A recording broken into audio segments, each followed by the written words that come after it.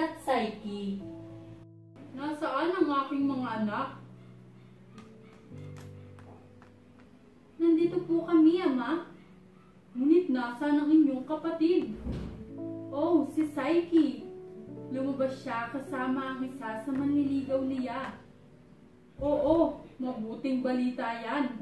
Malamang ito na ang makakatuluyan niya.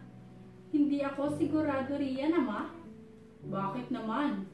Kayong dalawa ay nakatagpo na ng prinsipe bilang asawa. Bakit naman iba ito para sa kanya? Masyado po kasi siyang maganda. Baka maghanap din siya ng iba. Opo, sabi-sabi maging si Venus ay nagseselo sa kanyang ganda. Ba, ang Diyosa ng kagandahan mismo nagseselos? Seselos? Ganun nga ba? Walang katotohanan. Parang gano'n na nga aking binibini. At ano naman ang iyong opinion dito? Mas maganda nga ba siya? Alam ko na, dalhin dito ang aking anak at kung sakaling matatagpuan niyo siya ng gising. Ipinatawag niyo ako, ina? Anak ko, dahil may papagawa ako sa iyong isang napaka-importanteng trabaho. Sa paglipas ng mga araw, dumating ang mga maharlika mula sa kalapit na syudad upang makita ang sikat na ngayon na si Psyche. Ang atensyon na ito ay nakapagpagalit kay Venus at naniniwala siya at siya lamang ang dapat tingnan ng may ganoong paggiliw. Simple lang ang kanyang plano dahil alam niyang nadudulot ang pana ni Cupid ng habang buhay na siya o pig-ati. Inutusan niya ang kanyang anak na sugatan si Psyche.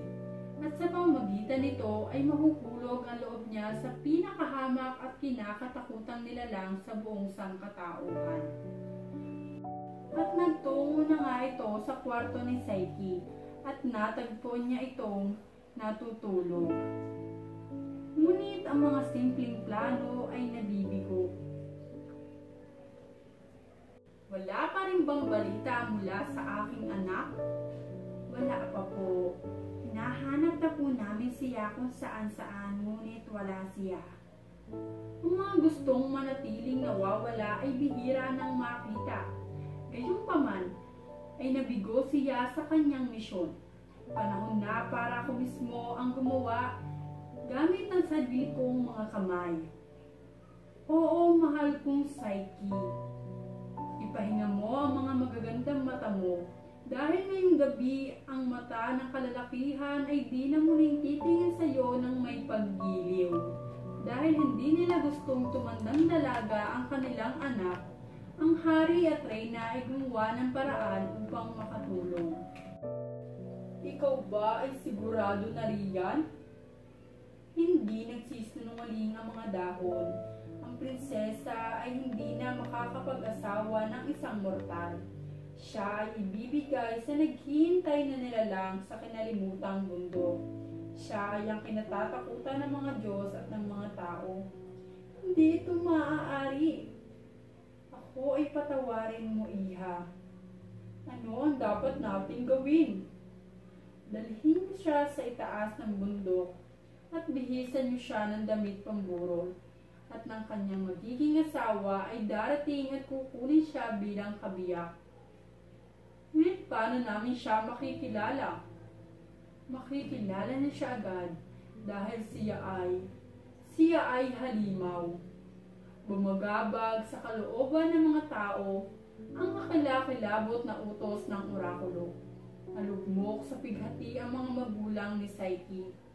Ngunit sinabi nito sa kanila, mga mahal kong mga magulang, bakit ngayon kayo nananaghoy? Dapat nananangis kayo noong panahon na pinauulanan ako ng hindi marapat na kapurihan at tinatawag nila akong isang Venus. Kaya sa likod ng lahat ng paghahanda, pumasta ang dalaga sa presyong nagmistulang libing sa halip na marangyang kasal at sa gitna ng pagdadalamhati ng mga magulang, umakyat siya ng bundok at at sa tuktok nito ay iniwan siyang mag-isa. Sa lupa ng banayad na hangin si Pierre at mabilis na dinala siya nito sa isang mabulaklak na labak at unti-unting napanatag ang kanyang kalooban at humiga sa madamong pampang upang matulog. Nakapagpahinga siya sa kanyang pagtulog at sa kanyang paggising pinagmasdan ang kanyang kapaligiran at nakita niya ang kaayang-ayang kumpol at matataas at matikas na ang mga puno malapit sa kanya. At nakita niya ang isang palasyo na may malaklista na tubig na dumadaloy sa gilid ng isang maningning na palasyo. Lahat ng nakikita mo ay iyo, bayayad na prinsesa. Sa gabay ng mabubuting espiritu, ang dalagang prinsesa ay inilibot nila sa kanilang grande at bagong palasyo. Sigurado siya at nasa isip niya na hindi halimaw ang kanyang mapapangasawa, kundi isang may kamanghamanghang kapangyarihan. Hindi nakikita tulad ng mga espiritu. Kapag gumagabi, dumarating ito ng boses nito ay magandang boses ng Diyos. Yun lamang ang tanging niyang alam tungkol dito. Nakausap niya ang kanyang asawa na hayaan siyang pumisita sa kanyang mga kapatid. Nanatili itong tahimik ngunit hindi tumanggi sa kanyang hiling. Nang sumunod na araw, nasurpresa siya sa dala ni si Pierre. Pasang ilang araw, ang mga kapatid niya ay nagselos sa magandang kapalaran ni Psyche. Sa kanilang inggit, nagplano sila na sirain nila si Psyche at ang kanyang perpektong buhay. O Psyche, bakit ka nagduda? Hindi mabubuhay ang pag-ibig kung walang pagtitiwala. Nagawa ko. Hinanap ni Psyche ang kanyang mapagmahal na asawa ng ilang araw, ngunit hindi niya ito matagpuan. Sawi ang puso at nahihiya.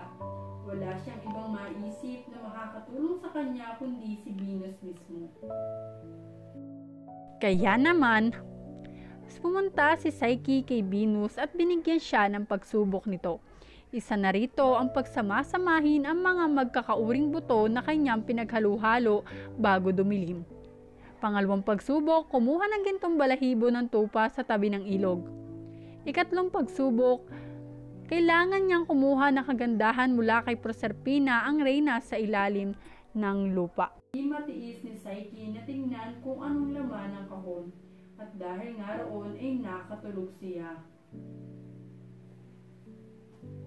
Hanggang sa matagpuan siya ni Cupid. Hindi ako kinalimutan ng pag-ibig. Paano ko magagawa iyon? Pinagsama tayo ng pag-ibig. Walang makapaghihiwalay sa ating dalawa. O mahal ko, ngayon ay masasaksihan na natin ang isang pambihirang pangyayari.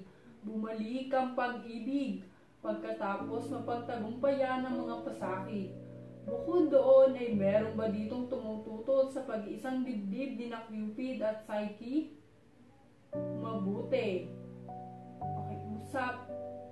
Tulad ng paru-parong lumabas sa kanyang kukon, si Psyche na mulaklakin mula sa buhay patungong immortalidad. At kaya naman nagsama si Psyche at Cupid sa buhay na walang hanggang kasiyahan.